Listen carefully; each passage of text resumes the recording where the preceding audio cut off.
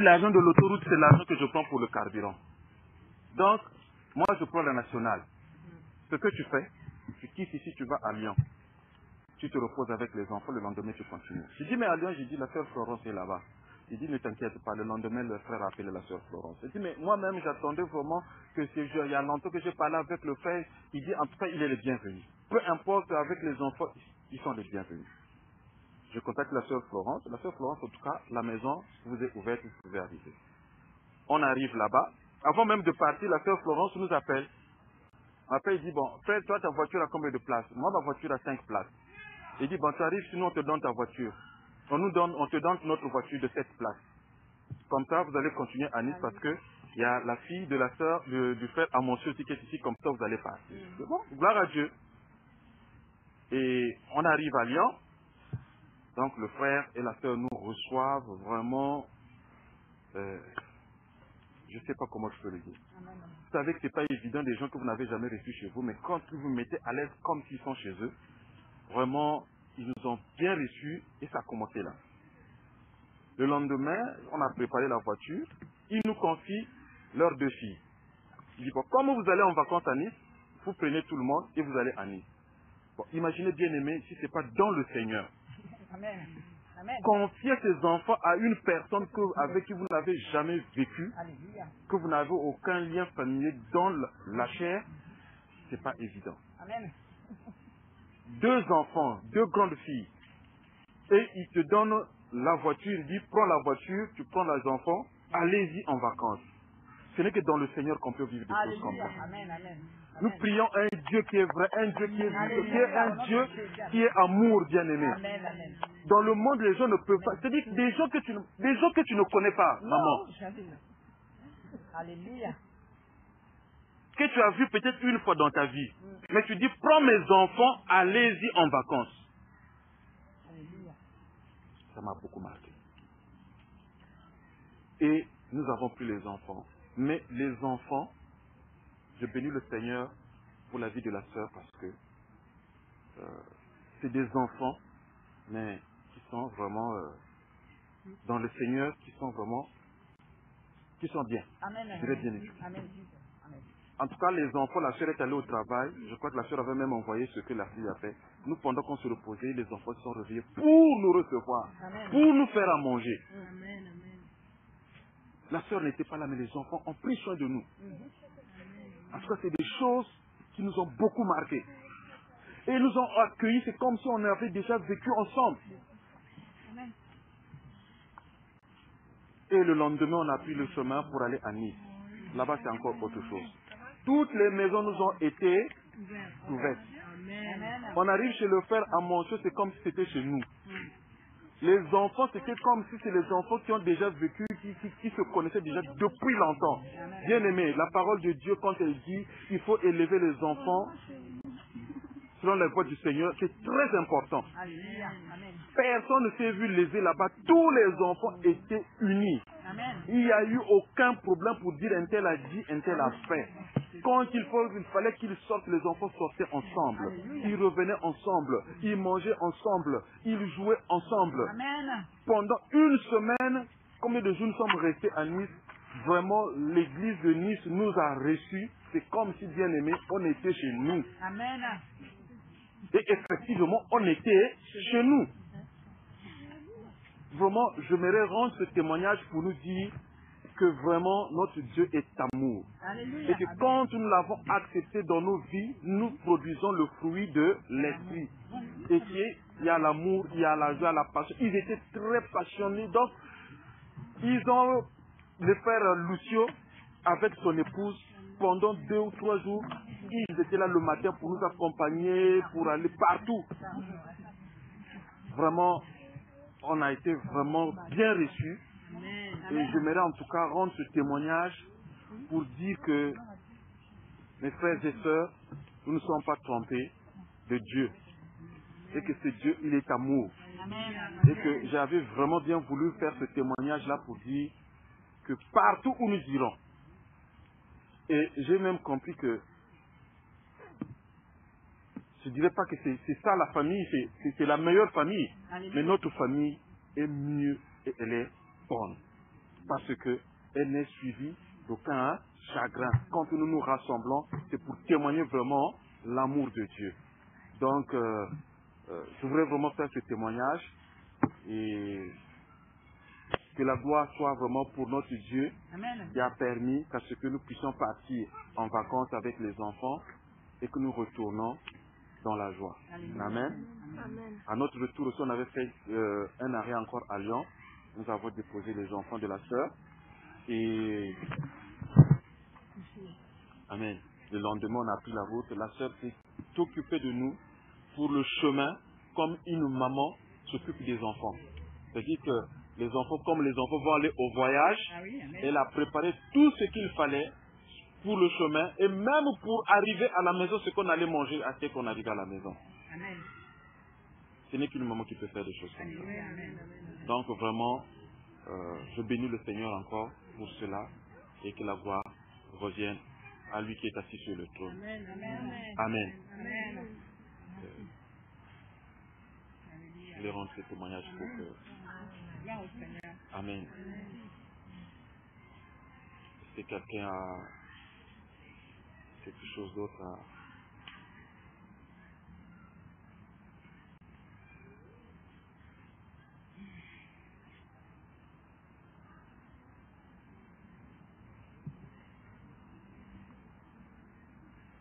Gloire à Jésus. Je bénis le Seigneur pour l'arrivée de la sœur Solange parce qu'elle était dans les difficultés, mais Dieu a permis qu'elle soit là.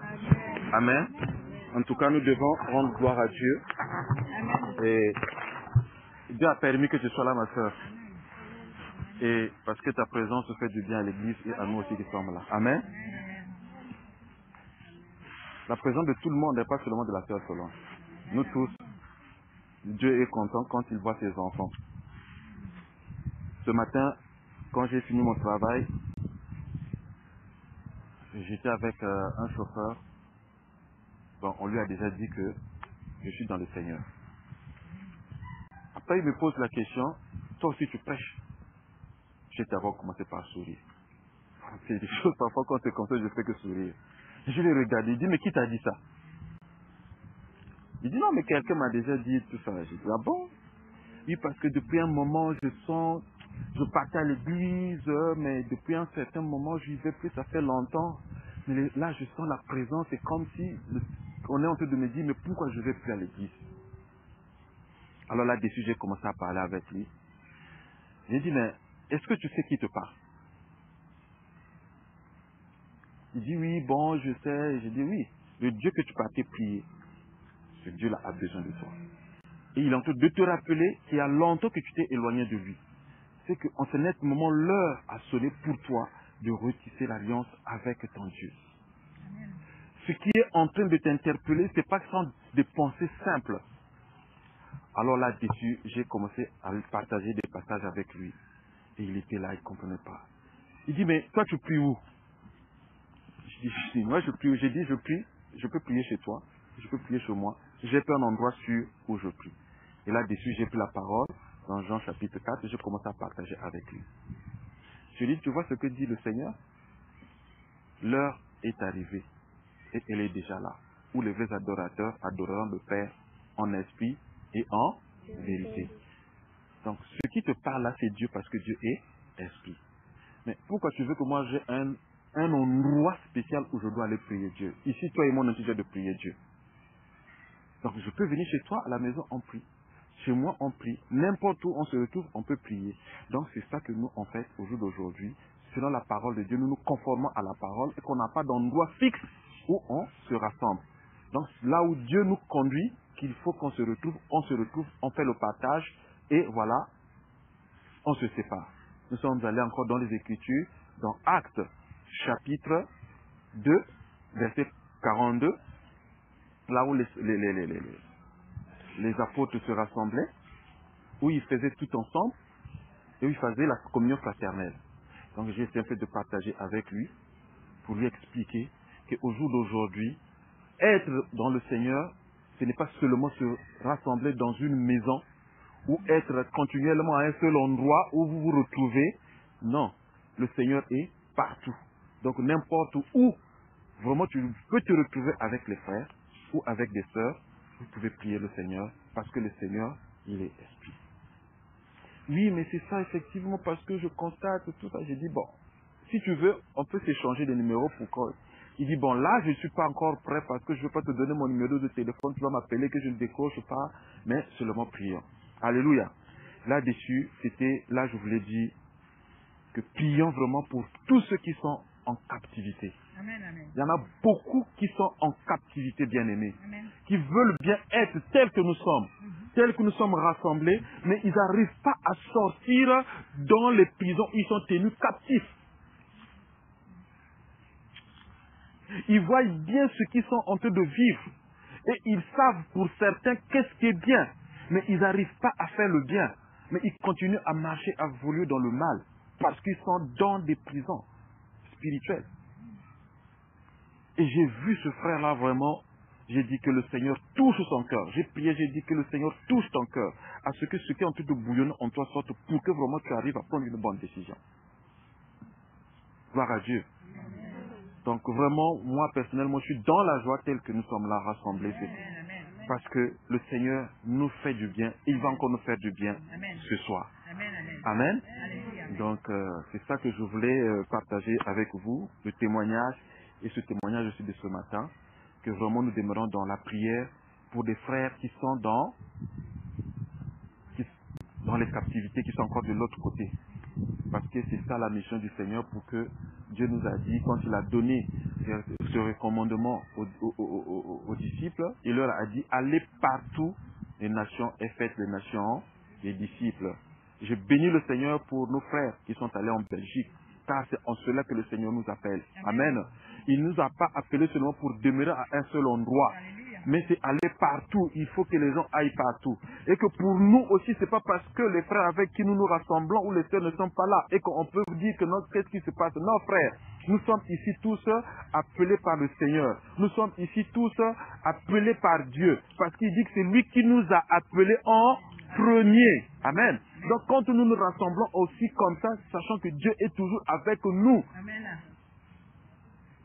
Même si les frères ne sont pas là, mais il faut qu'on sache qu'il y a toujours quelqu'un qui va être là pour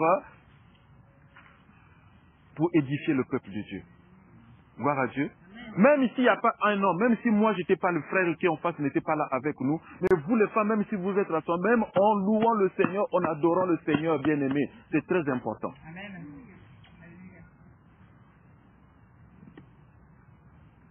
Que Dieu nous bénisse. Est-ce que quelqu'un avait quelque chose à dire?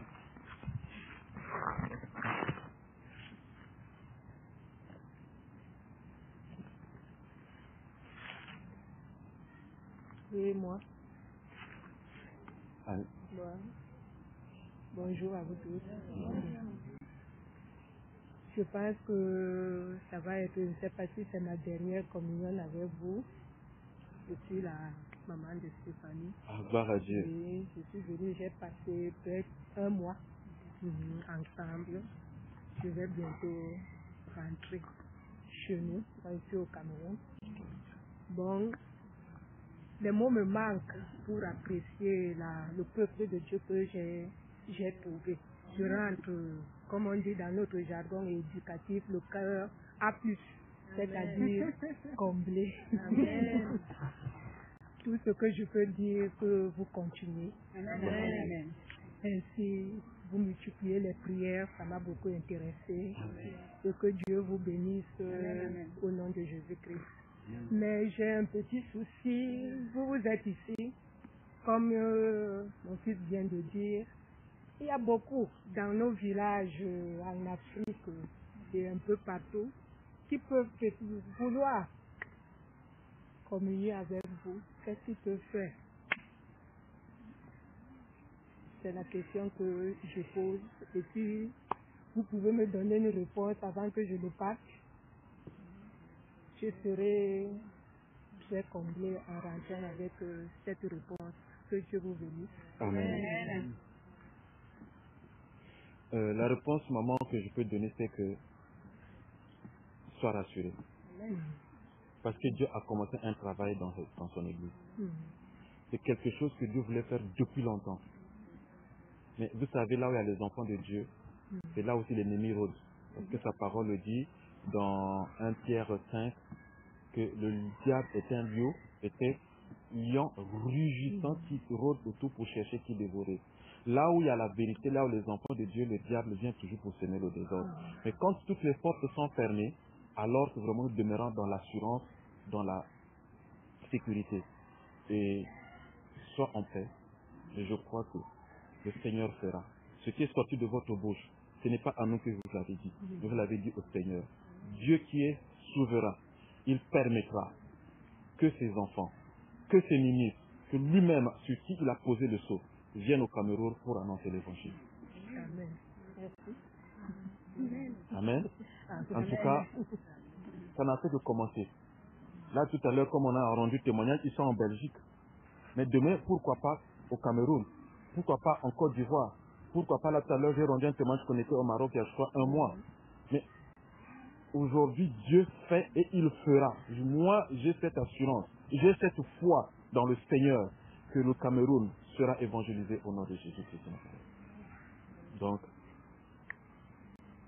que le Seigneur soit glorifié. Amen. Mais en retour, nous allons partager un passage, mais ce message-là va aussi être utile pour toi, maman. Parce que si Dieu a permis que tu viennes, tu n'es pas venu en vain. C'est pour aussi que tu vois, que tu entendes. Mais le Seigneur lui-même va nous conduire dans ce qu'on va partager ensemble. Amen. Là-dessus, on va aller dans la parole de Dieu. On aille dans le livre de Jean.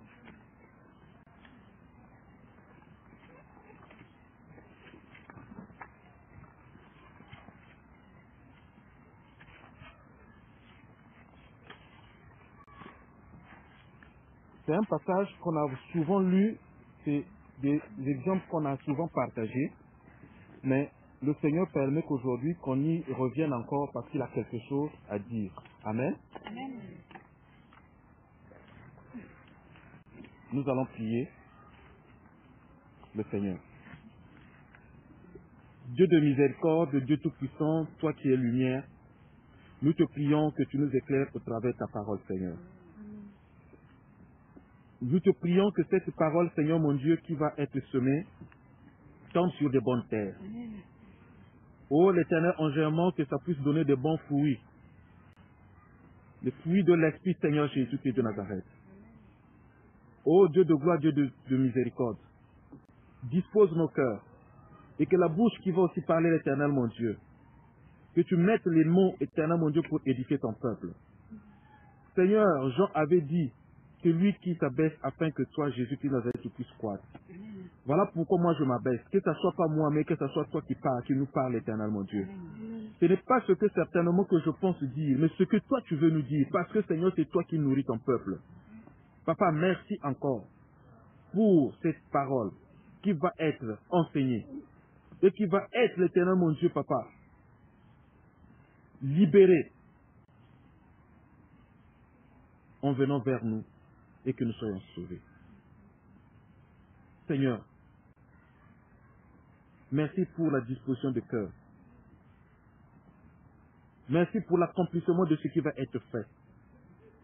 Car tu l'as dit dans ta parole, que ta parole ne peut pas venir en nous et retourner sans pour autant qu'elle ne puisse accomplir ce pourquoi elle est donnée.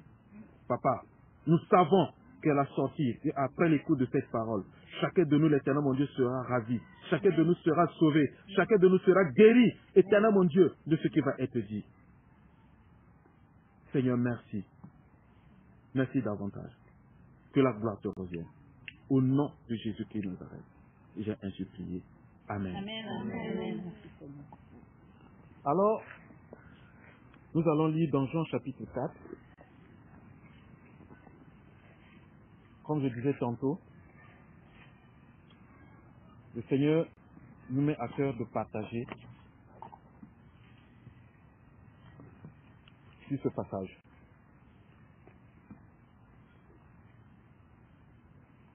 Je lis la parole. Le Seigneur sut que les pharisiens avaient appris qu'il faisait et baptisait plus de disciples que Jean. Toutefois, Jésus ne baptisait pas lui-même, mais c'était ses disciples. Alors, il quitta la Judée et retourna en Galilée. Comme il fallait qu'il passât par la Samarie, il arriva dans une ville de Samarie, nommée Sichar, près du champ que Jacob avait donné à Joseph, son fils. Là se trouvait le puits de Jacob. Jésus, fatigué du voyage, était assis au bord du puits. C'était environ la 6e heure. Une femme de Samarie vint puiser de l'eau. Jésus lui dit, « Donne-moi à boire. » Car ses disciples étaient allés à la ville pour acheter des vivres. La femme samaritaine lui dit, comment toi, qui es juif, me demandes-tu à boire, à moi qui suis une femme samaritaine? Les Juifs, en effet, n'ont pas de relation avec les Samaritains. Jésus lui répondit, si tu connaissais le don de Dieu et qui est celui qui te dit, donne-moi à boire, tu lui aurais toi-même demandé à boire, et il t'aurait donné de l'eau vive. Seigneur, lui dit la femme, tu n'as rien pour puiser, et le puits est profond. D'où aurais-tu donc cette eau vive? Es-tu le plus grand que notre père Jacob, qui nous a donné ce puits, et qui en a bu lui-même, ainsi que ses fils et ses troupeaux? Jésus lui répondit, quiconque boit de cette eau aura encore soif, mais celui qui boira de l'eau que je lui donnerai n'aura jamais soif. Et l'eau que je lui donnerai deviendra en lui une source d'eau qui jaillira jusque dans la vie éternelle. La femme lui dit, Seigneur, donne-moi cette eau, afin que je n'ai plus soif et que je ne vienne plus puiser ici. Va, lui dit Jésus, appelle ton mari et viens ici. La femme répondit, je n'ai point de mari. Jésus lui dit, tu as eu raison de dire, je n'ai point de mari, car tu as eu 5 maris, et celui que tu as maintenant n'est pas ton mari. En cela, tu as dit vrai. Seigneur, lui dit la femme, je vois que tu es prophète. Nos pères ont adoré sur cette montagne, et vous dites, vous, que le lieu où il faut adorer est à Jérusalem. Femme, lui dit Jésus, crois-moi, l'heure vient où ce ne serait ni sur cette montagne, ni à Jérusalem, que vous adorerez le Père.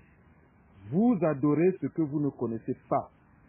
Nous adorons ce que nous avons, ou ce que nous connaissons, car le salut plutôt vient des Juifs. Mais l'heure vient et elle est déjà venue où les vrais adorateurs adoreront le Père en esprit et en vérité. Car ce sont là les adorateurs que le Père demande. Dieu est esprit et il faut que ceux qui l'adorent en esprit et en vérité. Amen. J'ai préféré faire la lecture parce que il y a des passages, en fait, certainement qu'on ne pourra pas, des versets qu'on ne pourra pas lire pendant qu'on va s'exhorter. C'est pour que déjà qu'on sache de quoi il s'agit. Alors, la parole de Dieu nous parle de Jésus et d'une femme samaritaine. Alors, c'est une histoire que le Seigneur, en fait, la parole de Dieu nous explique que le Seigneur Jésus-Christ de Nazareth était d'un point et il partait à un autre point. Mais ce qui fait qu'en chemin, le Seigneur va faire une rencontre. Au premier chapitre, au premier verset, il dit, le Seigneur sut que les pharisiens avaient appris qu'il faisait baptiser plus les disciples que Jean. Toutefois, Jésus ne baptisait pas lui-même, mais c'était ses disciples, alors qu'il quitta la Judée et retourna en Galilée. Donc, Jésus va quitter la Judée pour retourner en Galilée. Là, nous sommes au verset 3. Au verset 4, la parole de Dieu nous dit, comme il fallait qu'il passât par la Samarie, donc c'est sur le trajet que le Seigneur Jésus-Christ de Nazareth va faire une rencontre. Donc, comme il faut qu'il passât par la Samarie, il arriva dans une ville de Samarie. Comme il passa par la Samarie, il arriva dans une ville de Samarie nommée Sichar, près du champ que Jacob avait donné à Joseph. Jésus, fatigué du voyage, était assis au bord du puits. C'était environ la 6e heure. Une femme de Samarie vint puiser de l'eau. C'est par là, en fait, que ce passage a commencé à attirer mon attention. La parole de Dieu nous dit qu'une femme samaritaine va aller au puits pour aller puiser de l'eau. Et je sous-entends là que c'est un mouvement que cette femme avait l'habitude de faire. C'est comme nous, quand nous sommes au village, chaque matin, les femmes vont à l'eau pour puiser de l'eau. Il y en a qui vont au champ, par exemple, dans les travaux champêtres. Donc chacun a des activités. Mais cette femme, à cette heure-là, il n'y a plus d'aller au puits pour aller puiser de l'eau. Et sur son parcours, en fait, elle va faire une rencontre. Nous sommes au verset.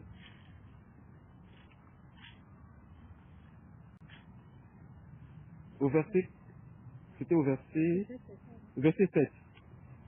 Une femme de Samarie vint puiser de l'eau. Jésus lui dit, donne-moi à boire.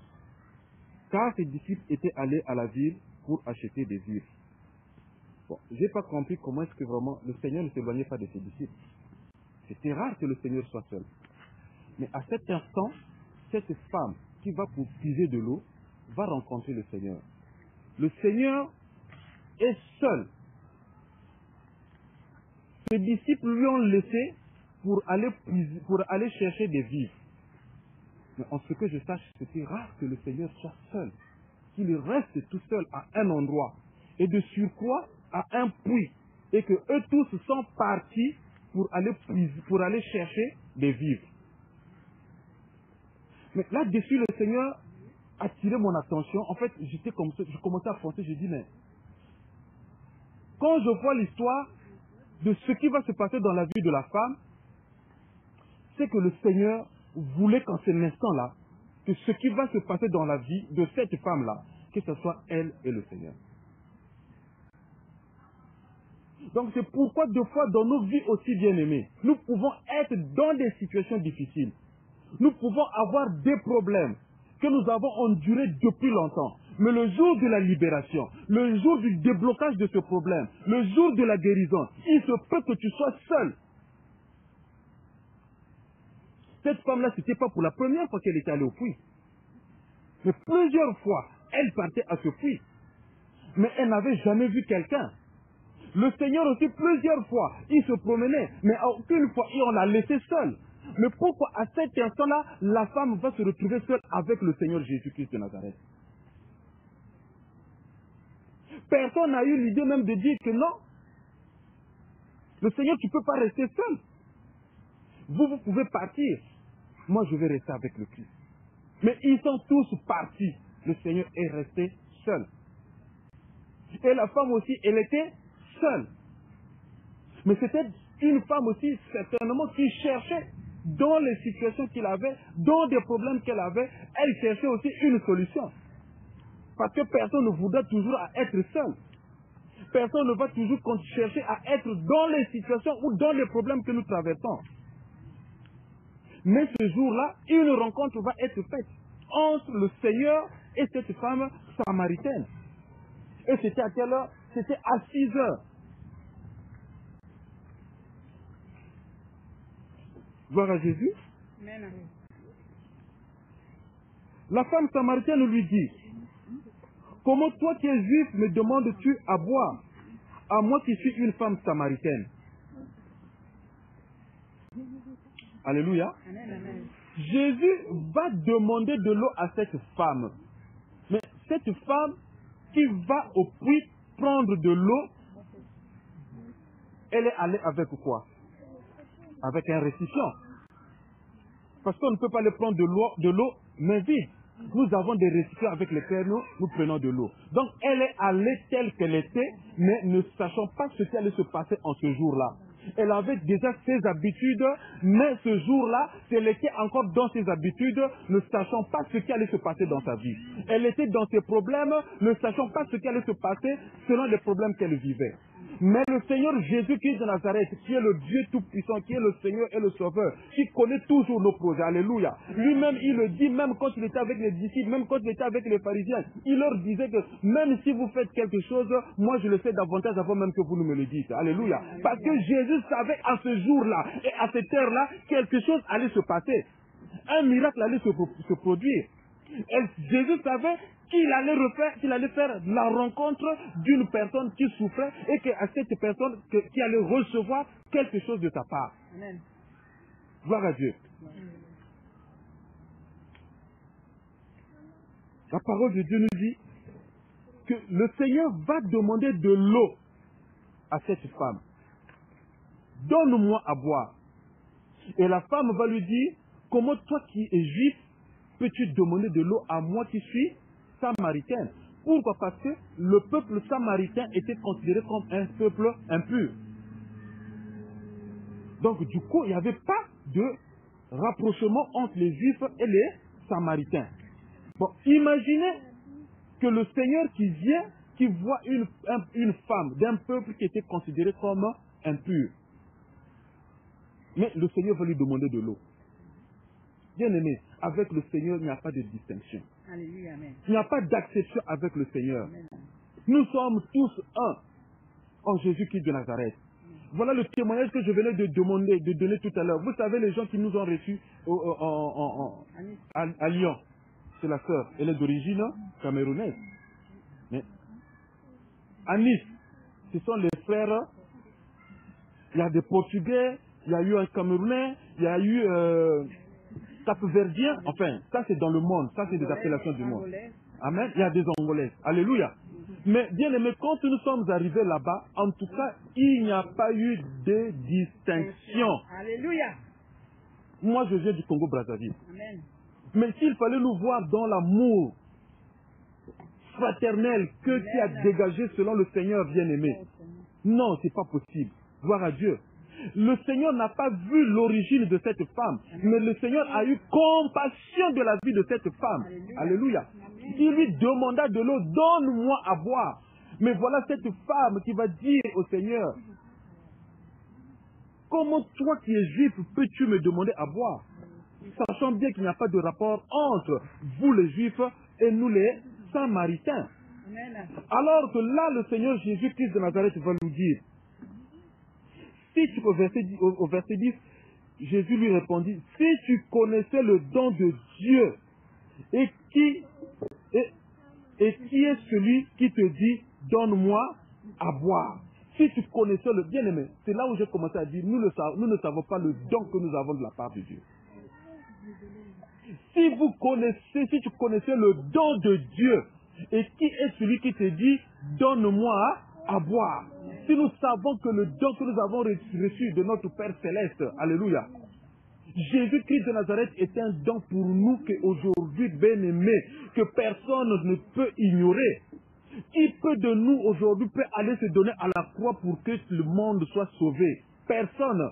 Même dans notre propre famille, personne ne peut se sacrifier. Même les enfants que nous-mêmes nous avons mis au monde, personne ne peut aller se mettre à la croix pour sauver les enfants. Mais Jésus-Christ de Nazareth est venu pour nous. Il s'est donné en sacrifice pour nous, pour que nous soyons sauvés. Alléluia. Et que cette femme ne savait pas qu'est-ce qui était devant lui. Et nous aussi aujourd'hui, parfois nous ignorons qu'est-ce qui est en nous. Je ne dirais pas devant nous parce que le Seigneur est avec nous. Il le dit dans 2 Corinthiens 5, 17.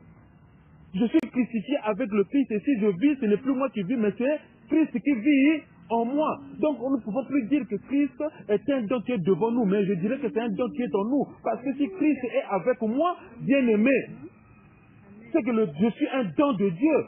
Donc il faut qu'on expérimente ça. Voilà pourquoi deux fois dans des problèmes, nous ne devons pas avoir de soucis. Nous ne devons plus, bien aimé, être dans le désespoir. Christ est avec nous. Christ s'est crucifié pour toi et moi.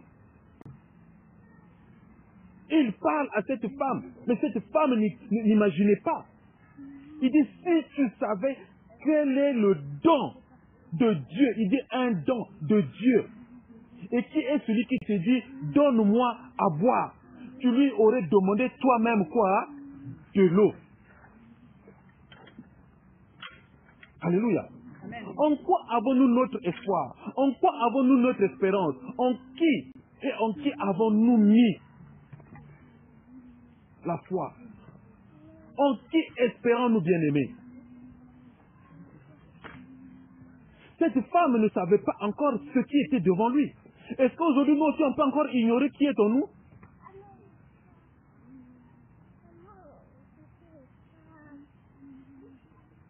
Si tu pouvais savoir quel était le don de Dieu et qui est celui qui te dit « donne-moi à boire », tu lui aurais demandé toi-même à boire.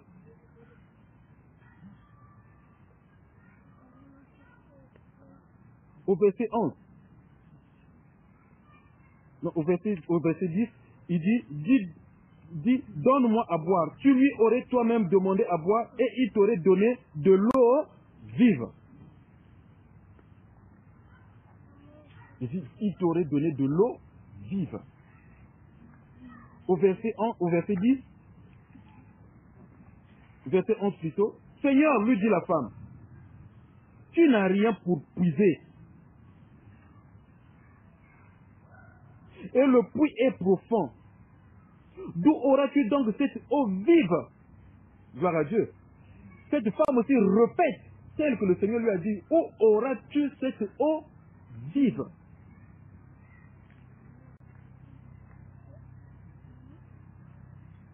Si tu savais qui était celui qui te demande de l'eau, tu lui aurais demandé toi-même de l'eau. Ce que nous recevons de la part du Seigneur bien-aimé est immortel. Ce que nous recevons de la part de Dieu, c'est des choses qui vivent éternellement.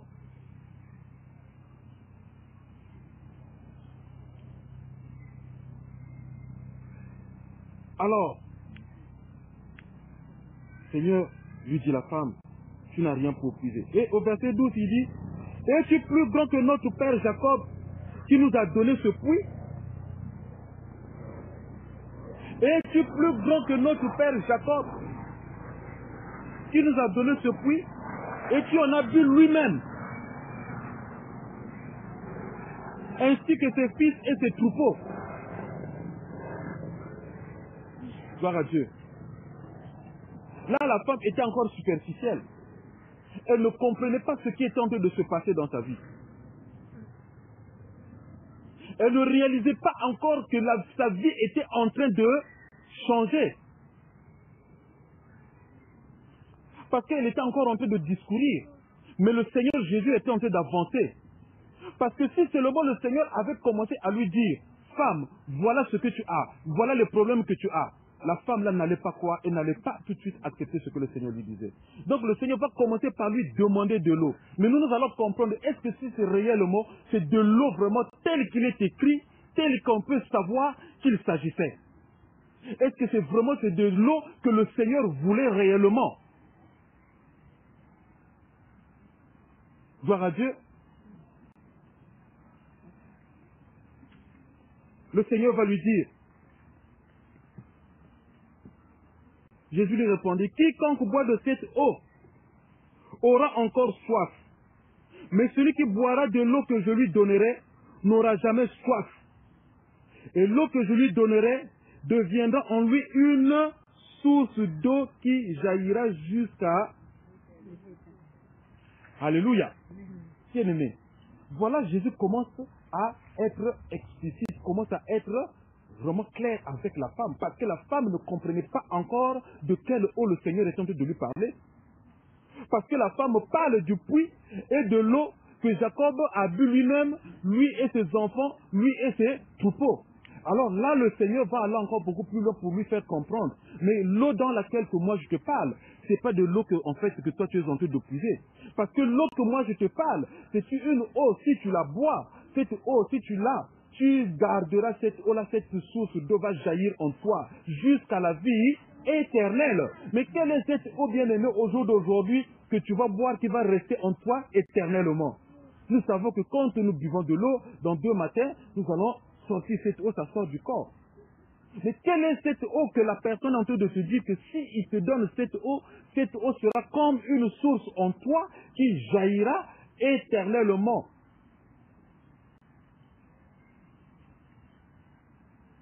Alléluia. Quelle est cette eau? Et la femme lui dit, Seigneur, donne-moi cette eau afin que je n'ai plus soif et que je ne vienne plus puiser ici. Ah, gloire à Dieu. Gloire à Dieu. Là, la femme commence à comprendre. Elle dit, mais elle a compris que finalement, l'eau dans laquelle moi je parle, ce n'est pas de la même eau que lui il parle. Parce que s'il dit que cette eau va rester en moi, ça sera comme une source d'eau qui jaillira. Et que cette eau, je la garderai éternellement. Non, cet homme-là me parle de quelque chose d'autre. Cet homme-là n'est pas en train de parler de ce que moi je conçois dans ma conception. Et cet homme ne me parle pas de ce que moi j'ai l'habitude de boire. Certainement, il y a une autre eau qui existe et que moi je ne connais pas et que moi je n'ai pas encore en moi. Alors, il faut que c'est que lui finalement qui m'en parle. Il faut que je lui demande. Alors, Seigneur, donne-moi cette eau pour que je puisse boire et que je ne vienne plus aussi ici au puits. Alléluia. Amen. Non, gloire à Dieu. C'est-à-dire que j'ai dit, mais finalement, à sa place, cette femme, je raisonnerais de la même sorte. Parce que tu ne peux pas voir quelqu'un qui sort, je dirais, peut-être du néant que tu n'as jamais vu, que tu n'as jamais rencontré, mais qui commence à te dire qu'il peut te donner de l'eau qui est beaucoup mieux que l'eau que toi tu viens puiser tous les matins ici. Et il te dit que cette eau-là, s'il te la donne, tu ne viendras plus puiser. Il dit, mais donne-moi cette eau finalement, pour que moi aussi, les tours que je multiplie à longueur de journée, que je ne les multiplie. Si maintenant c'est un robinet que tu viendras mettre sous mon toit, quand j'en aurai besoin, ben j'ouvre, je puise de l'eau. Alléluia. Parce qu'il dit que tu ne viendras plus puiser de l'eau ici. Gloire à Dieu. Mais c'est de quelle eau il s'agit? Il y a de ces choses qu'au jour d'aujourd'hui, bien aimé, que nous devons demander à Dieu. Seigneur, je veux ceci. Pour que je n'ai plus ça. Je veux ça. Pour que je n'ai pas. Parce que nous sommes libres en Jésus-Christ de Nazareth. Alléluia. Amen. Nous sommes libres en Jésus-Christ de Nazareth. Et il est en train de le démontrer à cette femme-là que ce que moi je vais te donner, ça sera une source d'eau qui jaillira, qui ne va plus s'arrêter. Amen. Et tu garderas cette eau, tu vivras, tu boiras cette eau jusqu'à la vie éternelle. Alléluia. Donc même si tu meurs, cette eau-là, tu l'auras toujours. Alléluia. Mais quelle est cette eau bien-aimée? Le liquide de l'eau, c'est quand tu vois un cours d'eau qui passe. Mais quelle est cette eau? Alléluia. Les Écritures sont en train de nous le dire. Gloire à Dieu. Au verset 16, la parole de Dieu nous dit, le Seigneur lui dit, va, lui dit Jésus, appelle ton mari et viens ici. Va, appelle ton mari et viens ici. Bien-aimé, rendons-nous compte, on est en train de parler de l'eau. Toi, tu m'as dit que tu dois me donner de l'eau, tu commences à parler de ma vie. Gloire à Dieu. Amen.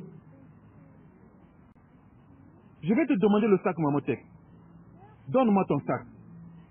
Mais sur le sac que toi tu es en train de dire, mon sac est vieux, je ne peux pas te le donner tel que je vois. Je dis que, mais si tu savais qui te demande le sac, toi-même tu lui aurais donné un sac qui certainement tu t'aurais donné un sac nouveau. Tu vas me dire, bon d'accord, je vais de ce sac-là, il est vieux pour que je l'abandonne aussi. Mais je ne suis plus sur le sac et je te dis maintenant, va appeler ton fils.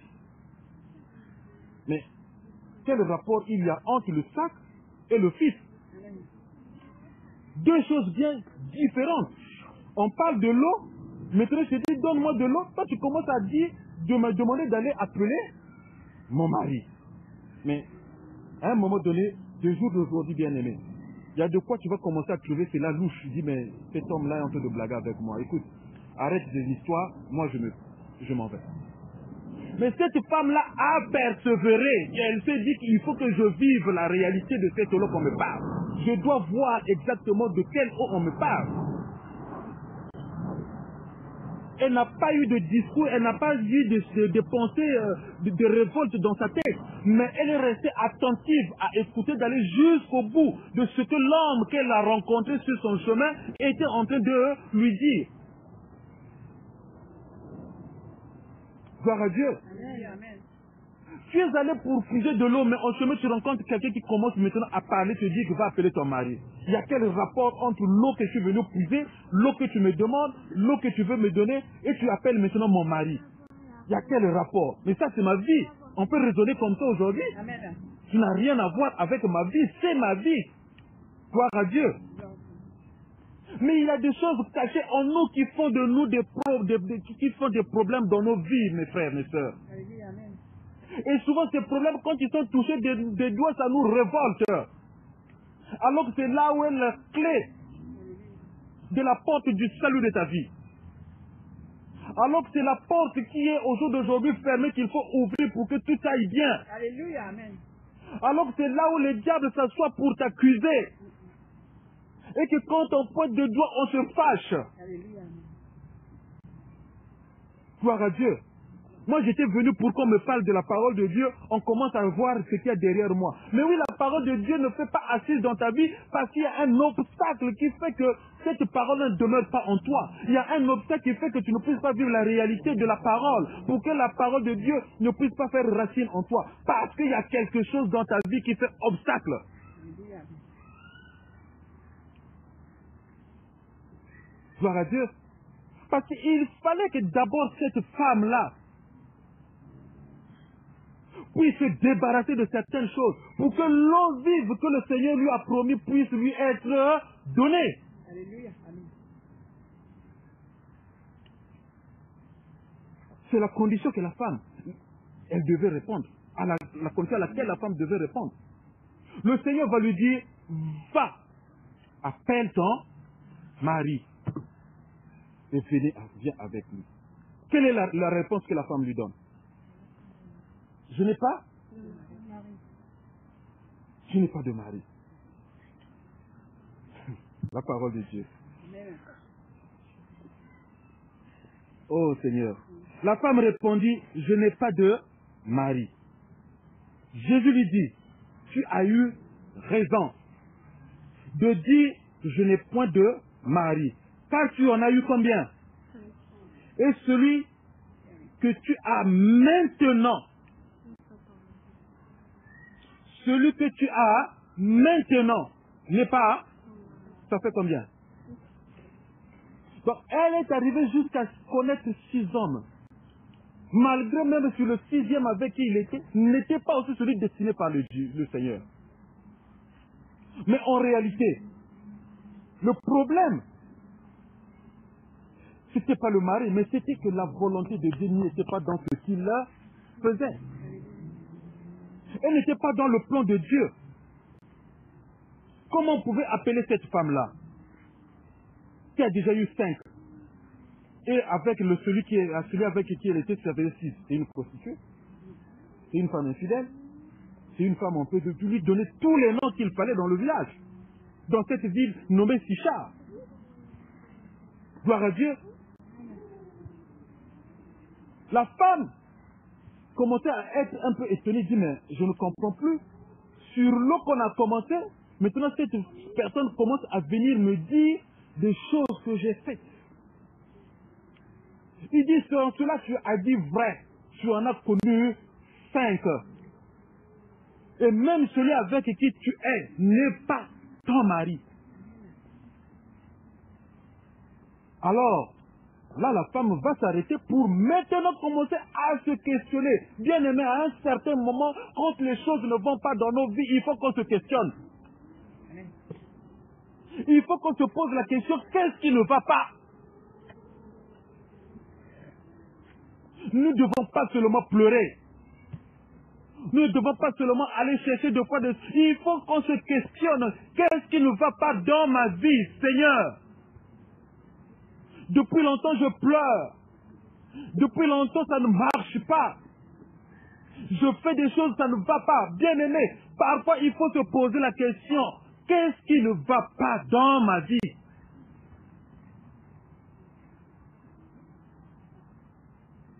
Il y a des fois des choses que nous faisons. Cette femme-là ne savait pas que ce qu'elle est en train de vivre ne plaisait pas au Seigneur. Mais il fallait qu'on le lui rappelle. Un rappel de nos vies, un rappel de situation de nos vies bien-aimées. C'est que le Seigneur veut que nous puissions tirer un trait pour dire que ça, plus jamais.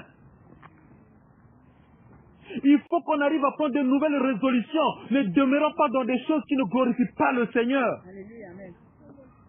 Quand cela t'est interpellé par le Saint-Esprit, il faut prendre un moment pour s'arrêter et se questionner, se dire ça, qu'est-ce que la parole de Dieu me dit?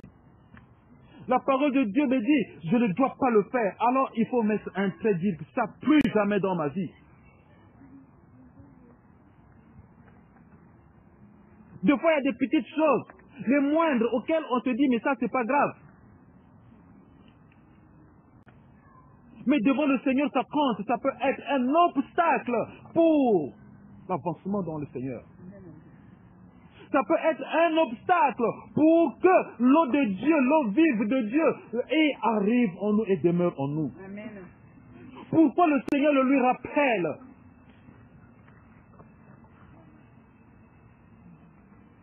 Il y a des fardeaux que nous portons continuellement depuis nos jeunes âges. Jusqu'aujourd'hui, nous continuons à porter ces fardeaux. Mais jusqu'à quand? Il faut qu'on s'en débarrasse.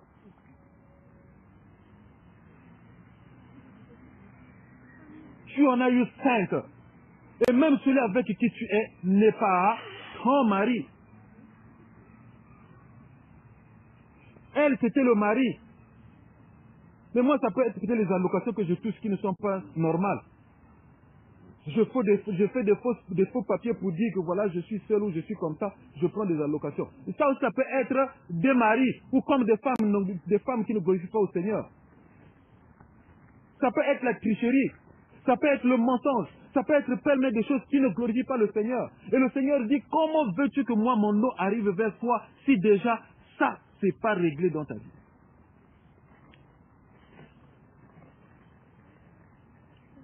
Gloire au Seigneur. Alléluia. Car tu as eu 5 maris et celui que tu as maintenant n'est pas ton mari. En cela tu as dit vrai. Seigneur, lui dit la femme, je vois que tu es prophète. Alors là, la femme commence vraiment à raisonner en elle. Nos pères ont adoré sur cette montagne.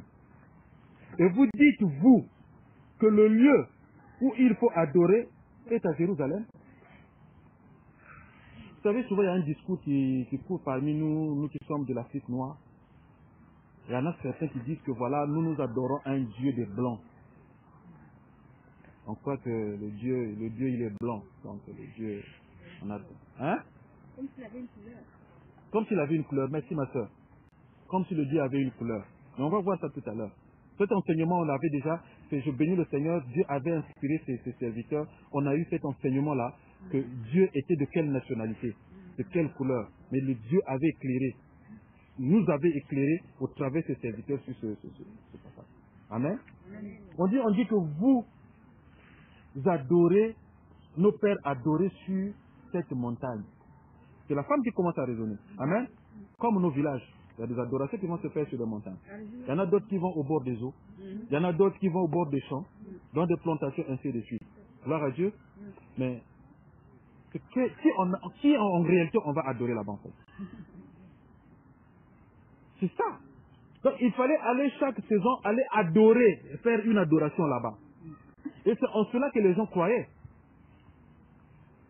Et c'est en cela qu'on se faisait même des statues. En cela, on se faisait pas mal de choses qui accompagnaient ces adorations. Et c'est en cela que cette femme se repère. Elle dit que nous, nos parents nous ont initiés. Nous, nos parents nous ont enseigné qu'il fallait aller à tel endroit pour adorer. Alléluia. Et c'est en cela que nous avons grandi. Voilà pourquoi nous voyons bien aimé qu'il y a beaucoup de problèmes dans nos familles. Parce que ces adorations-là, c'est source de problèmes, source de malheur, source de blocage, source de malédiction. Ces adorations-là n'ont pas donné de bons fruits. Gloire à Dieu. Ces adorations-là n'ont pas donné de bons fruits. quand je me suis converti, je commençais à couper tous les liens de la famille. Je disais que je suis maintenant en Jésus-Christ de Nazareth. Les liens qu'on peut dire de la coutume, je suis de la famille, mais tout ce qui est coutume, moi je ne fais plus partie. Je suis maintenant israélite. La parole de Dieu nous le dit dans Romains chapitre 2, je crois le verset... je vais lire tout. On met un doigt. Romains chapitre 2.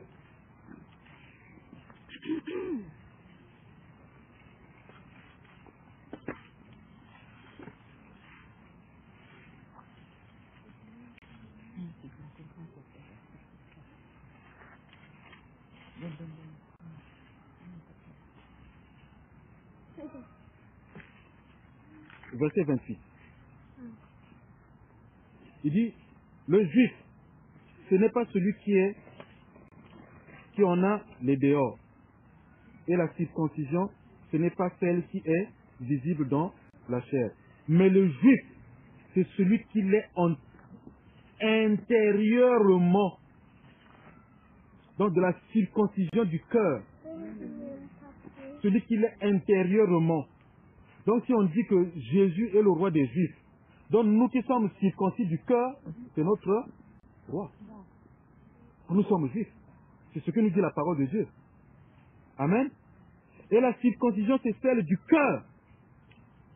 Ah, c'est ça que la parole de Dieu est en train de dire. Donc quand nous sommes circoncis du cœur, alors on est juifs. Nous ne le sommes pas extérieurement, mais nous le sommes intérieurement.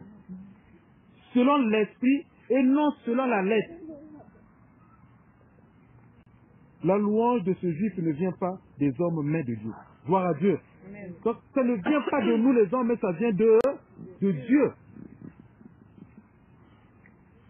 Donc c'est pour que nous puissions comprendre, bien-aimés, le Dieu que nous adorons, comme les autres dieux le disent, veulent le penser que c'est un Dieu des blancs. Mais est-ce qu'ici on nous a dit c'est le blanc seulement qui est circoncis de cœur? Il y en a même nous peut-être nous sommes même beaucoup plus circoncis que eux. Parce que nous avons cru en ce Dieu-là. Alléluia. Donc, c'est là où il faut qu'on comprenne que Dieu est amour. Et il ne fait exception de personne. Donc, cette femme va commencer à dire, nous, nos pères ont adoré sur des montagnes. Mais ça n'a pas donné de bons fruits. Gloire à Dieu. Seigneur lui dit la femme, je vois que tu es prophète. Nos pères ont adoré sur cette montagne. Et vous dites, vous, que le lieu où il faut adorer est à Jérusalem. Femme, lui dit Jésus, crois-moi, l'heure vient où ce ne serait ni sur cette montagne, ni à Jérusalem, que vous adorerez le Père. Vous adorez ce que vous ne... Ça c'est très grave, surtout si on adore ce qu'on ne connaît pas. C'est très grave. Si nous allons adorer un Dieu et qu'on ne connaît pas qui est ce Dieu. On était à Nice, il y avait une sœur qui était avec nous. On parlait. Et j'ai aimé le Seigneur parce que j'ai aimé ça parce qu'elle connaît. Et c'est comme si en fait les écarts n'étaient pas encore tombés de ces yeux. Il dit mais ces choses-là sont dites et c'est même écrit. Et pourquoi certains ne le pratiquent pas? C'était ça encore dans les adorations des statues. C'était ça encore des chapelets. Alors que la parole de Dieu nous le dit dans Exode 20. Que nous ne devons pas adorer d'autres dieux. Nous ne devons pas faire des images taillées de ce qui est dans le ciel, sur la terre, dans l'eau et sous la terre. Il ne doit pas avoir de représentation quelconque de ce qui existe dans les cieux sur la terre. Mais au jour d'aujourd'hui, nous voyons encore certaines images représentées dans des statues, certaines images qui sont plaquées sur les murs. On dit que c'est là Dieu. Non, frère. Non, sœur. Et on dit encore, il faut aller sur des montagnes et aller faire des adorations. C'était ça encore dans ce genre d'adoration. Mais là, la parole de Dieu, Seigneur Jésus, est en train de nous emmener à un autre niveau pour nous faire comprendre. La femme le dit, nous, nos parents adoraient sur la montagne. Et vous voulez nous apprendre que voilà, ce n'est plus ni à Jérusalem, ni sur les montagnes qu'il faut adorer. Et Jésus nous dit quoi? Que l'heure est arrivée, maintenant l'heure est arrivée, où les vrais adorateurs adoreront le Père en esprit et... Pourquoi? Parce qu'il dit que Dieu est esprit.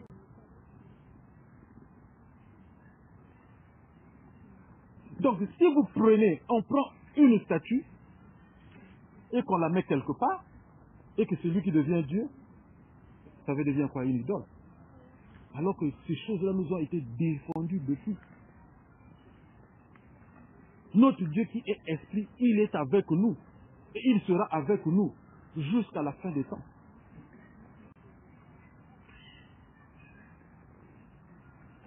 Vous ne connaissez pas ce que vous adorez.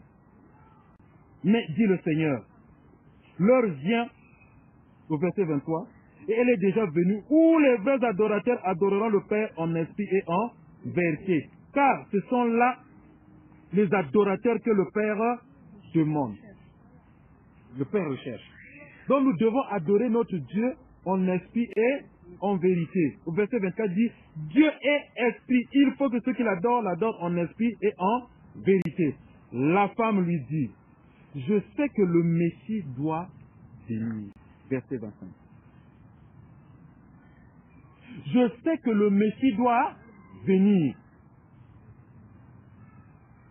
Celui qu'on appelle Christ. Quand il sera venu, il nous annoncera toutes choses. Jésus lui dit, je le suis, moi qui te parle. Bien-aimé, c'est tellement bon que d'être en face, d'être avec le Seigneur. C'est tellement bon que nous marchons dans l'assurance avec le Seigneur. Quand nous faisons une bonne rencontre avec le Seigneur, nous ne pouvons plus être la même personne. Parce qu'il a dit à cette femme que si moi je demeure en toi, si je te donne ce que tu vas recevoir, ça ne sera pas pour une courte durée. Ça ne sera pas pour des heures. Mais c'est des choses que tu garderas éternellement. Ce matin, je posais la question à ce frère, je dis, mais tu connais ton origine? D'où tu viens? Je lui ai déjà dit, tu ne me parles pas de ton père et de ta mère. Il dit de Caïn. Non, il dit d'Abel et d'Adam et Ève. Je dis, ah, tu viens d'Adam et Ève? Oui. Oh, le descendant d'Abraham, tout ça. Je dis, voilà, mais qui a créé Adam et Ève? Dieu. Donc tu es une créature de Dieu. Et tu sais d'où, après ce monde, où iras-tu? Il dit, ouais, bon, c'est vrai, je ne sais pas, parce que c'est ça, effectivement. Je dis, voilà l'ignorance de l'homme. On peut savoir d'où on vient, mais on ne sait pas où on va aller. Et pendant ce temps, on ne sait pas pourquoi on est sur terre. Pourquoi on est sur terre? Et qu'après le dernier jour, quand on ira où? Si on sait que c'est le Seigneur, c'est Dieu qui t'a envoyé sur terre, c'est qui t'a envoyé pour une cause. Mais est-ce qu'accomplis-tu la cause pour laquelle l'Éternel Dieu t'a envoyé sur cette terre? Alors là, il était essoufflé. Je crois que c'est par là même qu'on s'était arrêté. C'est quand je lui ai dit, mais est-ce que tu penses que si aujourd'hui Dieu te retire le souffle de vie, toi, tu pourras aller? Là où il t'attend. Là, il était essoufflé, il ne pouvait plus parler. Il dit vraiment, on aura l'occasion d'en parler, comme on venait de finir le travail. Il dit, vraiment que Dieu se révèle à toi. Que l'heure est à sonner pour toi, pour que tu le recherches aussi. Gloire à Dieu. Nous sommes ici en mission, chacun de nous est en mission. Et que nous devons avoir le Christ en nous, bien-aimés. C'est ça qui va nous permettre qu'au dernier jour, sur cette terre, que nous le rejoignons. Et que l'eau qu'il est en train de parler à cette femme, que cette eau-là puisse jaillir en nous. Mais j'ai quelque chose qui m'a beaucoup attiré dans ce passage. C'est quand la femme dit, femme lui dit Jésus, crois-moi, l'heure vient où ce ne serait ni sur cette montagne, ni à Jérusalem que vous adorerez le Père. Vous adorez ce que vous ne connaissez pas, nous adorons ce que nous connaissons. Car le salut vient des Juifs. Mais l'heure vient, et elle est déjà venue, où les vrais adorateurs, les vrais adorateurs adoreront le Père en esprit et en vérité. Car ce sont là les adorateurs que le Père demande. La femme lui dit, je sais que le Messie doit venir, celui qu'on appelle Christ, et quand il viendra, il nous annoncera toutes ces choses. Là, le Seigneur, verset 26, il dit qu'il est le Messie. Là-dessus arrivaient ses disciples. Bon, c'est là où je parlais, mais pourquoi ces disciples-là l'ont laissé tout seul? Et pourtant, il aurait dû avoir quand même quelqu'un avec lui, un ou deux, ou comme il avait toujours l'habitude de faire. Quand il partait avec trois, Pierre, Jean-Jacques. Mais là, tous, ils sont partis. Et c'est après qu'il ait fini de parler avec cette femme que les disciples sont arrivés. Et quand les disciples sont arrivés, nous dit la parole de Dieu, ces disciples qui furent étonnés de ce qu'il parlait avec une femme. Toutefois, aucune dit, que demandes-tu? Ou de quoi parles-tu avec elle? Personne ne pose cette question. Parce que ça leur dépassait tous. Ce n'était pas à leur niveau. Le Seigneur lui-même savait tout ce qu'il faisait. Il n'y a aucune chose que le Seigneur a fait et qu'il ne savait pas. Même les murmures de ses disciples, les murmures de ceux qui se tenaient devant lui, le Seigneur le savait davantage. Et qu'il savait à ce moment-là quelque chose allait se passer. Qu'il y a une personne qui allait retrouver la vie. Il y avait une personne qui allait être sauvée. Voilà pourquoi je disais tantôt, il arrive des fois, parfois dans nos situations, dans des problèmes. Il ne faudrait pas qu'on se soucie, mais il faut plutôt qu'on se rapproche plus du Seigneur parce qu'un miracle peut se passer en net moment que tu es seul. C'est là où la parole de Dieu nous dit, quand tu veux prier, entre dans ta maison, ferme ta porte, la fenêtre et prie. En ce moment où tu es en communion avec le Seigneur, beaucoup de miracles aussi se font. Alléluia. Il n'y a pas seulement qu'il faut que j'aille voir le frère, il faut que j'aille voir la sœur, mais tu peux aussi avoir une intimité spirituelle avec le Seigneur. Ils n'étaient que deux. Après qu'ils aient fini de parler, au verset 28, la parole dit, alors la femme, ayant laissé sa cruche, c'est là où, bien aimé, que moi j'ai trouvé, c'est-à-dire que ça m'a interpellé. J'ai dit non, il faut que je partage ça avec mes soeurs. Il faut que je partage ça avec mes frères. La parole de Dieu nous dit que la femme fait quoi? Elle laissa quoi?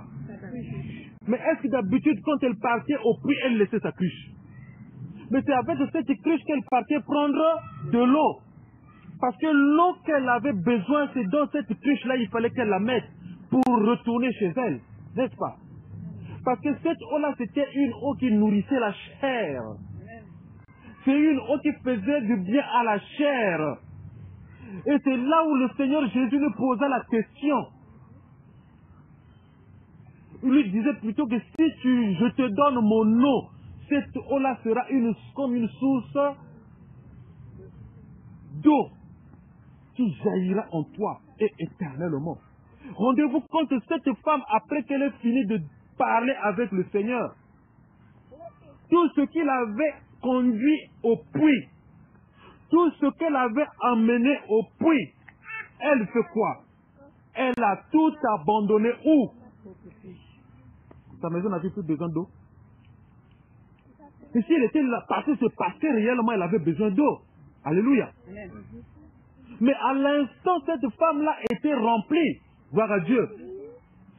C'est pour que quand nous venons en Jésus, quand nous rencontrons Jésus, tout ce que nous avons dehors, nous devons les laisser. Nous devons abandonner tout ce que nous avions derrière. Quand on rencontre Jésus, on ne peut plus être la même personne. La transformation d'une personne commence par abandonner ce qui était avant, ce qu'on a ramené de la maison de la famille. Gloire à Dieu. Ce qu'on a ramené des adorations de montagne, ce qu'on a ramené des fausses adorations. Il faut qu'on abandonne ça dès qu'on rencontre le Seigneur Jésus-Christ de Nazareth. Cette femme, après avoir parlé avec le Seigneur, la parole de Dieu est en train de nous dire, elle a abandonné sa cruche, la cruche dans laquelle le Seigneur allait boire. Alléluia. C'est pas cette-là que le Seigneur lui avait demandé. C'est là où l'Éternel nous demande de lui donner notre joug. Et lui, il nous donnera le tien qui est léger. Donc le Seigneur lui a demandé sa vie. Il a dit que la vie que tu mènes, c'est pas bon. Les problèmes que tu as, c'est pas ça. Mais moi, j'ai ce qui va te rendre léger. J'ai ce qui va apporter la solution à ton problème. J'ai ce qui va t'apporter ta guérison. Mais il faut que tu abandonnes ce que tu as. Il faut que nous abandonnions ce que nous avions avant qu'on ne rencontre le Seigneur. Et pourtant, après qu'elle ait reçu le Seigneur, après qu'elle ait vu ce que le Seigneur lui a dit, elle pouvait encore prendre sa cruche et mettre sur la tête. Mais la parole de Dieu nous dit, elle a abandonné la cruche. Où était l'eau que le Seigneur lui demandait? Alors que le Seigneur lui a dit, l'eau que je te demande, si tu savais le don de Dieu qui est devant toi, tu aurais toi-même lui demandé de l'eau. Donc c'est dire que deux fois quand nous venons devant le Seigneur, nous avons des problèmes. Il faut qu'on abandonne nos problèmes à nous. Nous prenons ce qui est pour Dieu. Alléluia. Il faut qu'on abandonne nos vies derrière. Ce qui ne glorifie pas le Seigneur, il faut qu'on laisse et que nous prenons ce que le Seigneur nous demande de prendre. Tout ce qui produit la chair, comme on peut dire le fruit de la chair, il faut qu'on abandonne le fruit de la chair. On peut lire ça dans Actes, ou plutôt dans Galates. Le fruit de la chair et le fruit de l'esprit, ils sont diamétralement opposés. C'est un combat. Mais il faut une décision ferme, bien-aimé, pour produire le produit le fruit de l'esprit. Il faut une décision. À la rencontre du Seigneur, nous ne pouvons plus être la même personne. Abandonnons nos cruches au puits auquel on se servait avant. Parce que ce puits-là, cette eau-là, tarit. Cette eau-là sèche. Cette vie-là finit. Mais la vie qu'on a en Jésus-Christ de Nazareth ne finit pas. Et c'est ça que le Seigneur est en train de nous présenter.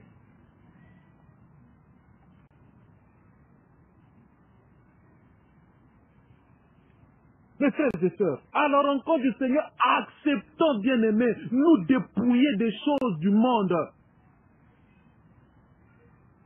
Acceptons nous dépouiller des adorations de nos aïeux. Ça n'a pas produit de bons fruits. Alléluia. Amen. Voilà qu'aujourd'hui le Seigneur est en train de nous dire que les adorations que nous avons faites, bien-aimés, les maisons dans lesquelles nous allions frapper dans le passé, que ces maisons-là, nous les fermons définitivement à cause de Christ qui nous a affranchis.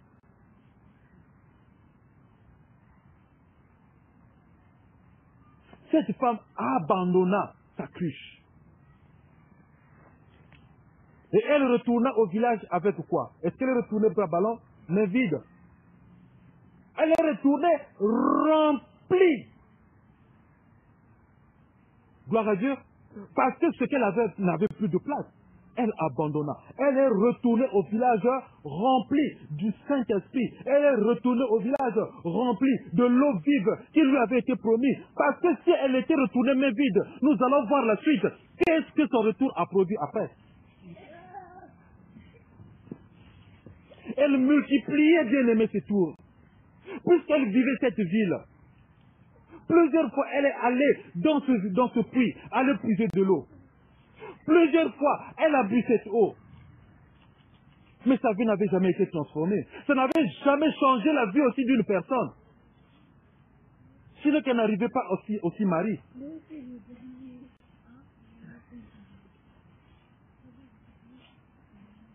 Gloire à Dieu.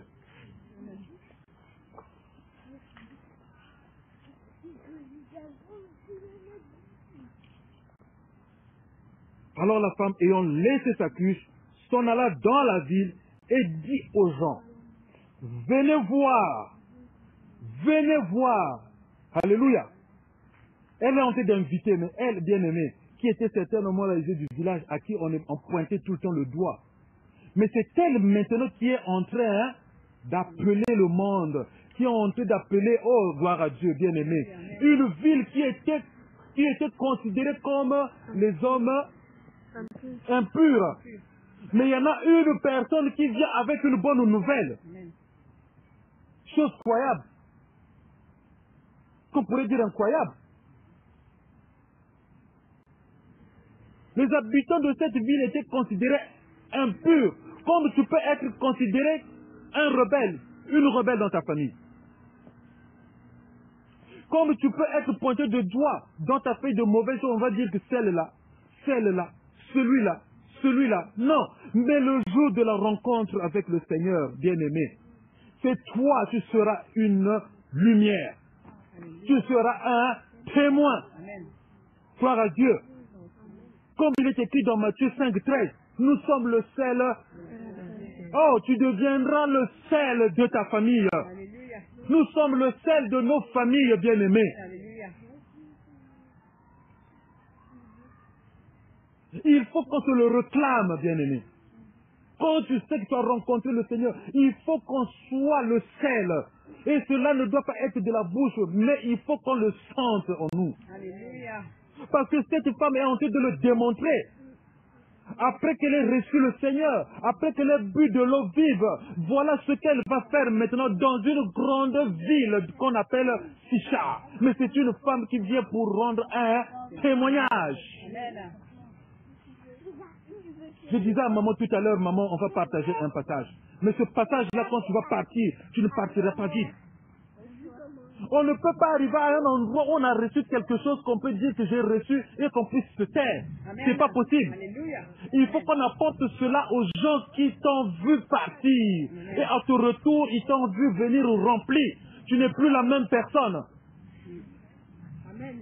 Amen. À cause de ce que tu as rencontré, à cause de la personne que tu as croisée, à cause de ce que tu as reçu de nouveau dans ta vie, il faut que cela se vive, il faut que cela se démontre, il faut que cela se témoigne.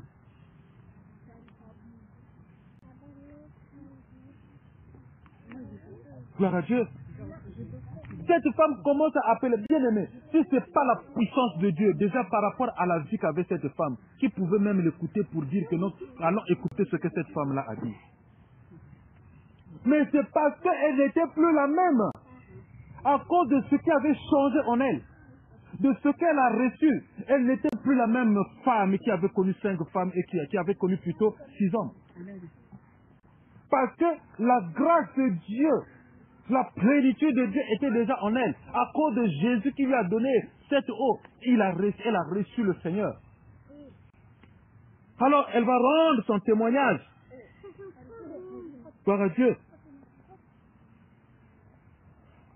Venez voir un homme qui m'a dit tout ce que j'ai fait. Ne serait-ce point le Christ? Alors, il dit, ils sortirent de la ville et ils vinrent vers lui. Pendant ce temps, les disciples le pressaient de manger, disant, Rabbi, mange. Mais il leur dit, j'ai à manger une nourriture que vous ne connaissez pas. Gloire à Dieu. C'est là la parole de Dieu. C'est pas cette parole qu'il a vaincu Satan. Qui dit, mais toi qui as fait, il faut transformer les pierres en pain pour que tu manges. Il dit, l'homme ne se nourrira pas seulement de pain, mais de la parole. Alléluia. J'ai la nourriture. La parole de Dieu est une nourriture qui nous donne la vie. La parole de Dieu, c'est celle-là qui soigne l'âme. La parole de Dieu, c'est ça qui fait du bien à notre vie spirituelle. C'est une bonne nourriture. Quand tu la manges, tu ne peux plus rester, tu ne peux plus avoir faim. Alléluia. Tu ne peux plus avoir faim. Les disciples se disaient, donc, mais il leur dit, j'ai mangé une nourriture que vous ne connaissez pas. Les disciples se disaient, donc, les uns aux autres, quelqu'un lui aurait-il apporté à manger? Jésus leur dit, ma nourriture est de faire la volonté de celui qui m'a envoyé et d'accomplir son œuvre. Ne dites-vous pas qu'il y a encore 40 mois jusqu'à la moisson? Voici, je vous le dis, levez les yeux et regardez les champs qui déjà blanchissent pour la moisson. Mais on va aller au verset 39. Au verset 39. Qui peut lire le verset 39? Plusieurs Samaritains de cette ville crurent en Jésus à cause de cette déclaration formelle de la femme. Il m'a dit tout ce que j'ai fait. Suivant. Aussi, quand les Samaritains vinrent le trouver, ils le prièrent de rester auprès d'eux. Et il resta là 2 jours. Suite. Un beaucoup plus grand nombre crut à cause de sa parole. Et il disait à la femme, ce n'est plus à cause de ce que tu as dit que nous croyons, car nous l'avons entendu nous-mêmes et nous savons qu'il est vraiment le Seigneur de Dieu. Amen. Amen. Amen. Bien-aimé, plusieurs plusieurs, à cause de ton simple témoignage, maman, que tu vas donner au Cameroun, Alléluia. à cause de ce que tu as vu, que tu as sorti de ta bouche, plusieurs vont se dire, mais à peine tu es allé pour 1 mois, tu nous apportes un témoignage aussi fort. Dire que oui, aimons-nous les uns les autres. C'est en Jésus qu'il y a la vie. C'est en Jésus qu'il y a le salut. C'est en Jésus que nous sommes sauvés. J'ai vu ce que tu as vu, maman. Que ça ne soit pas pour toi seul. Mais témoigne cela. Pour que quand Dieu va envoyer ce ministre venir, ceux-là aussi vont voir exactement ce que toi tu es venu voir. Ce que tu as témoigné. Alléluia. Parce que cette femme-là n'a témoigné que ce qu'elle a vu et a vécu. Bien-aimé, elle a abandonné la cruche qu'elle avait ramenée du village pour aller puiser au puits. Mais arrivée au puits tellement rempli du Saint-Esprit de Jésus-Christ de Nazareth, elle a abandonné ce qu'elle faisait avant. Donc elle a abandonné son ancienne vie pour la nouvelle qu'elle a rencontrée, Jésus-Christ de Nazareth. Alléluia. Puisque c'est de l'eau qu'on parle. Donc elle a été rassasiée. Ce n'est pas de l'eau qu'on voit avec nos propres yeux.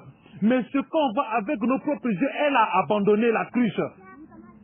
La cruche, on la touche, gloire à Dieu. Mais l'eau vivante, l'eau qui donne la vie, l'eau de Jésus-Christ de Nazareth, on ne la voit pas. Mais on l'expérimente dans l'intérieur. Alléluia. Comme on a lu sur le juif, nous vivons cela dans le spirituel. La vie de cette femme-là n'était plus la même. Elle a été transformée à cause de la rencontre qu'elle a faite avec le Seigneur. On ne peut pas rencontrer le Seigneur et demeurer la même personne, c'est pas possible.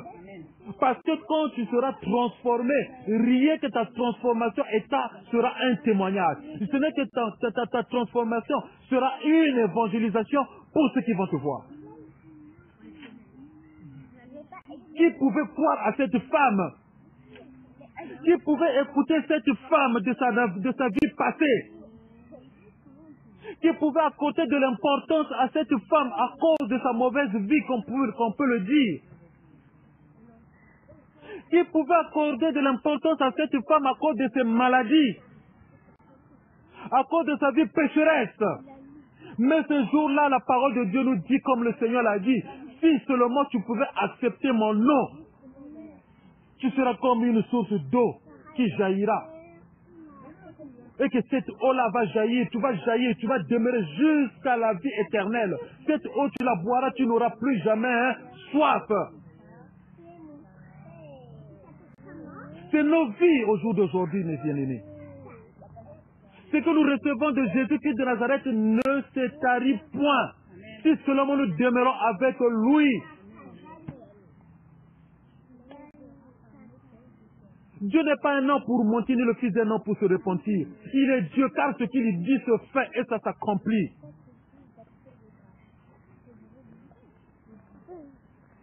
Alléluia.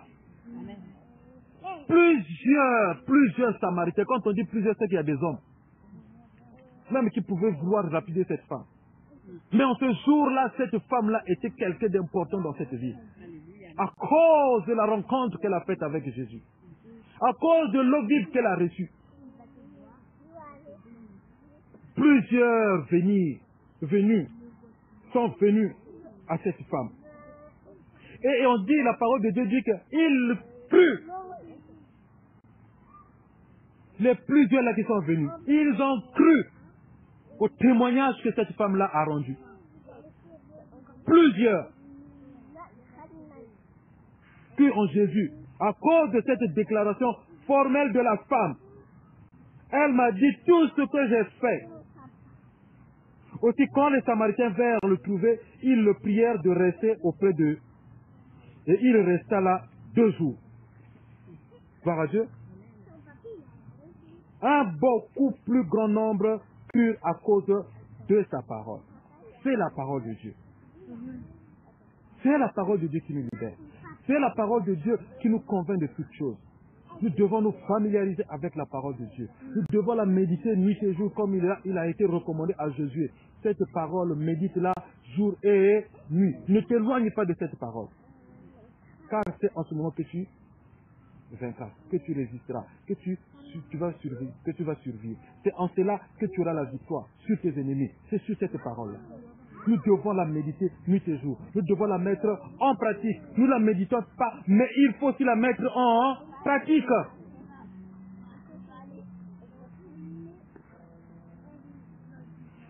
Au verset 42, avant je ne comprenais pas ce passage, ce verset.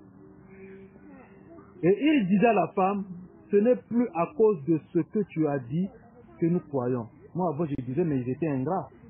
Comme moi après que la femme leur a apporté la bonne nouvelle, ils ont dit ce n'est pas avant. Or, il dit, ce n'est plus seulement à ton témoignage. Amen. Ils n'ont pas écarté le bienfait de la femme, ni le témoignage qu'a rendu la femme. Ils n'écartent pas cela. Ils n'ignorent pas cela. Car c'est par là qu'ils ont même vu le Christ. C'est par là qu'ils ont rencontré le Christ. C'est par là que eux aussi, ils ont reçu la parole qui les a amenés à l'affermissement pour qu'ils croient effectivement qu'il est le Messie. Donc, c'est pour dire, en plus de ton témoignage, nous l'avons aussi vu et entendu. Donc, ce que tu vas aller semer dans la vie de ta soeur, de ton frère, par ton témoignage, le Seigneur prend ça en compte. Même si aujourd'hui il devient un serviteur, même si aujourd'hui elle devient une servante, mais le Seigneur lui sait que par toi plusieurs personnes l'ont accepté. Voilà pourquoi nos témoignages nous doivent édifier. Il ne faut pas qu'on se taise de rendre témoignage de ce que le Seigneur fait en nous. C'est aussi quelque chose d'évangélisation. Parce que ces gens-là ont été évangélisés par le témoignage de cette femme. Ce n'est que le témoignage qu'elle a rendu et ils ont cherché à rencontrer Christ. Et quand ils ont rencontré Christ, ils ont dit à Christ, reste avec nous. Pendant combien de jours? Pendant 2 jours. Et pendant ces 2 jours, plusieurs personnes, ils ont dit non, merci. Maintenant que tu as fait, ce n'est plus seulement à cause de toi, mais de ce que aussi nous avons reçu, la parole de Dieu. Alléluia. Cette parole-là nous a effectivement convaincus que c'est lui le Christ.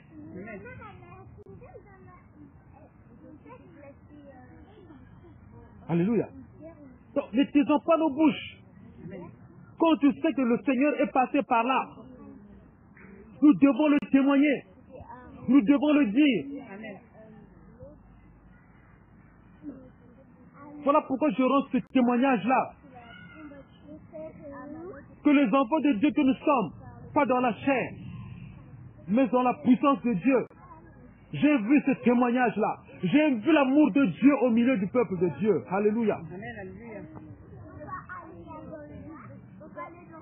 Ce n'est plus seulement à cause de ton témoignage. Mais comme nous aussi nous l'avons vu, aujourd'hui nous sommes convaincus que c'est vraiment lui le Messie qui est venu pour nous sauver. Gloire à Dieu.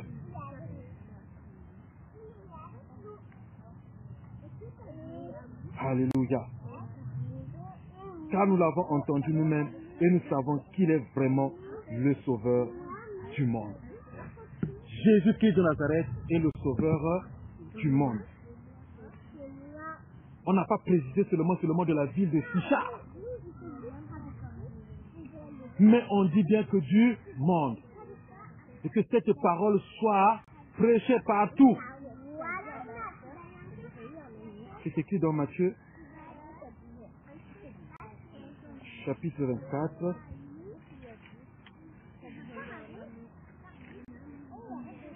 Alléluia.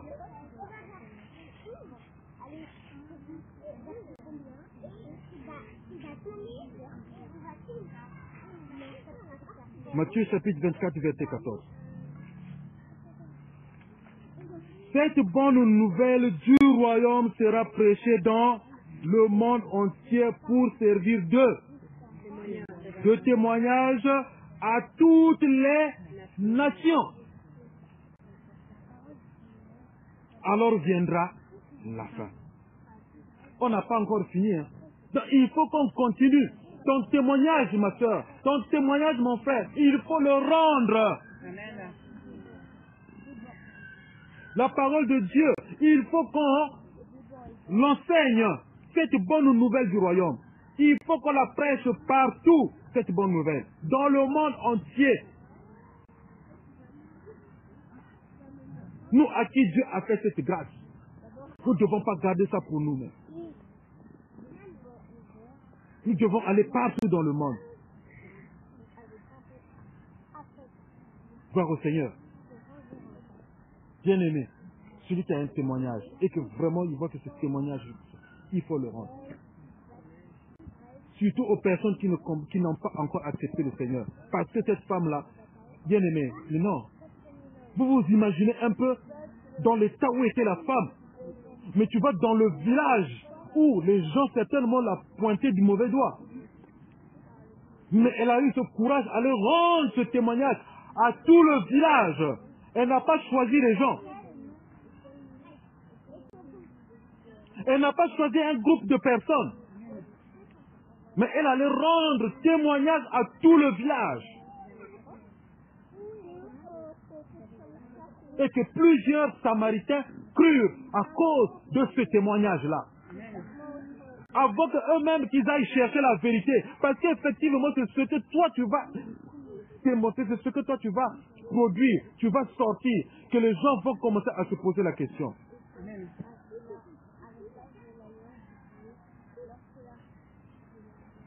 Pour repartir au témoignage que j'ai donné pour le jeune homme de ce matin, celui qui lui a donné le témoignage, c'est quelqu'un en fait qui s'est converti dans ma maison. Quand il sortait de l'Afrique, il avait des locks sur la tête. Il fumait, il buvait. Et les petits jeunes là-bas qui buvaient, qui étaient passés tout leur temps dans des bars, tout ça. Et quand il est venu, on me le présente, on me dit, ben voilà, ce jeune homme-là, il a traversé, il était passé par l'Espagne, après ils sont rentrés ici, là, ils étaient chez la tante. La tante, le mari était un policier, ils étaient 3 clandestins. La tante, le mari dit non, moi je travaille à l'aéroport, moi j'arrête les clandestins. Bon, moi je vais avoir 3 clandestins chez moi. Bon, s'ils apprennent, je risque mon travail, je ne peux pas vous garder ici. Il fallait chercher là où il fallait qu'il passe. Donc lui, on l'amène à la maison, je dis, mais nous tous, nous sommes arrivés ici, il y a toujours des gens qui nous ont reçus. On ne peut pas te mettre dehors. Il n'y a pas de souci, ce que Dieu fera, on le fera, ce qu'on aura à manger, on va le faire. Mais j'ai seulement des conditions. Si tu les acceptes, il n'y a pas de problème. Chez moi, on ne fume pas. Chez moi, l'alcool, ça passe plus. Chez moi, la musique du monde, tu n'entendras plus. Tu peux fouiller dans toute ma maison, un seul CD, ni quoi que ce soit, ça n'existe plus. Vous dites la musique du monde, on n'écoute plus. Et tes cheveux là, il faut couper.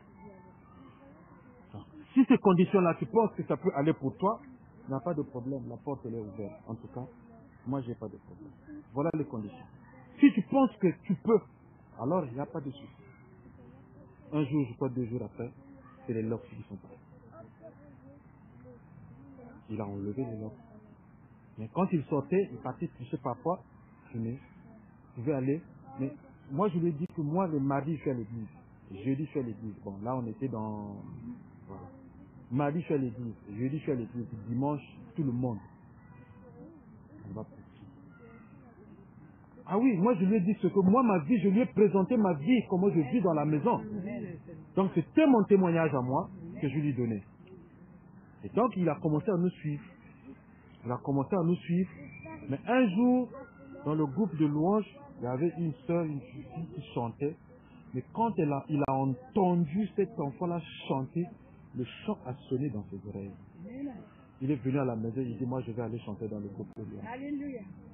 Il dit, mais toi tu n'as jamais, il dit, moi c'est le groupe de louanges. Bien aimé, il ne savait pas chanter.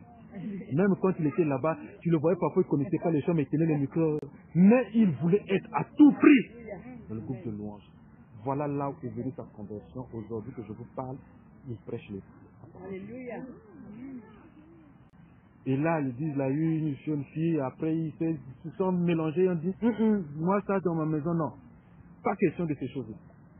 Ils se sont organisés, il a fait sa dot, aujourd'hui ils ont 2 enfants. Alléluia. Là, ils vont se marier en octobre. Donc, c'est dire que notre témoignage, nous devons le donner à ceux qui viennent vers nous, à ceux que nous rencontrons. Ça aide. Et lui, aujourd'hui, il est en train d'exhorter aussi, il a rendu son témoignage au frère que je vous parlais, avec qui j'étais ce matin. C'est lui qui lui a parlé de moi. Sinon, le Salaba, c'est mon sentence, voilà.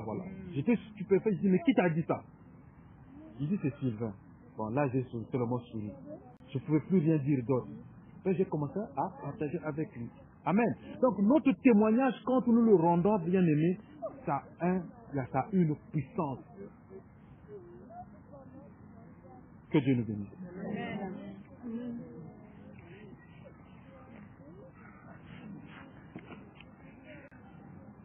J'ai trouvé celui qui